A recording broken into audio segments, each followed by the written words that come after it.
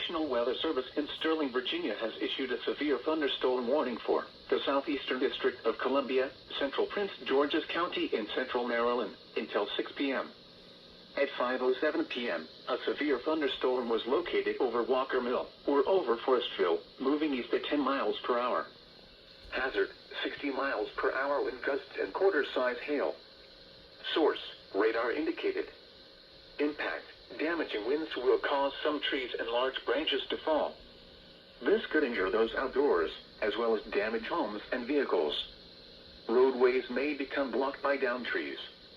Localized power outages are possible. Unsecured light objects may become projectiles.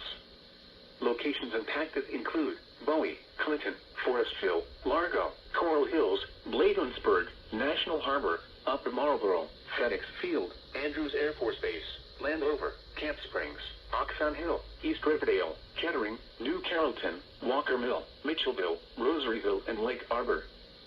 For your protection, move to an interior room on the lowest floor of a building.